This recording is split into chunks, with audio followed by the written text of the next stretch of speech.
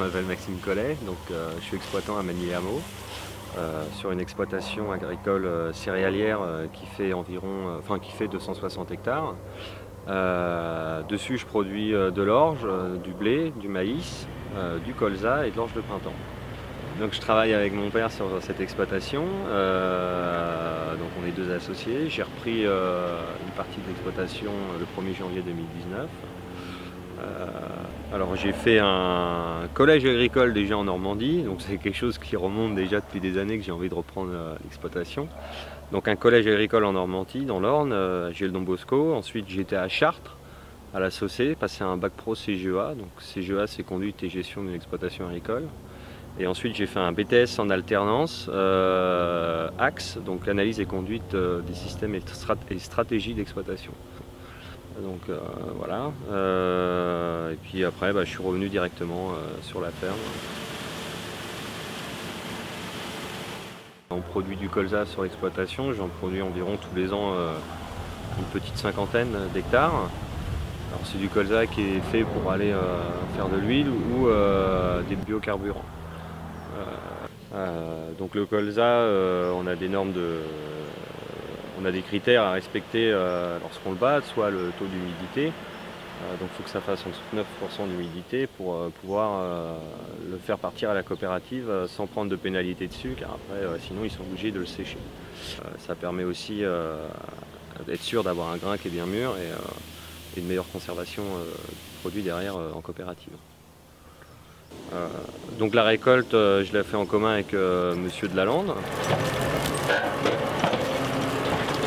Donc on travaille en commun, on a la moissonneuse en commun sur l'exploitation, ce qui nous permet d'avoir du beau matériel suffisant et assez puissant quand les conditions sont bonnes à faire tomber des hectares. Et puis ça permet aussi d'avoir de la main d'œuvre comme il faut pour ces chantiers-là. D'autres cultures, alors je fais de l'orge brassicole essentiellement. Pareil, il faut avoir des normes à respecter au niveau de la protéine, au niveau du calibrage et de l'humidité, pareil, pour pas qu'elle passe en fourragère dans l'alimentation du bétail. Donc voilà, c'est des cultures que je sème à l'automne la plupart. Alors les deux seules cultures de printemps que je fais, c'est l'orge de printemps et du maïs. Ce qui permet aussi aujourd'hui dans nos exploitations de jouer dans la rotation vis-à-vis des mauvaises herbes qu'on a en plaine, qu'on n'arrive plus à s'en sortir parce qu'il y a une résistance. Et ça permet de casser justement le cycle de ces cultures-là. Après je fais du blé tendre qui part essentiellement à la farine, pour faire de la farine, pour faire du pain, pour tout ce qui est à base de farine, donc c'est du blé tendre. Pareil, là c'est des critères de qualité un peu les mêmes que le d'orge, donc au niveau de la protéine et d'humidité, du calibrage, du PS, tout ça, et les temps de chute surtout pour la farine.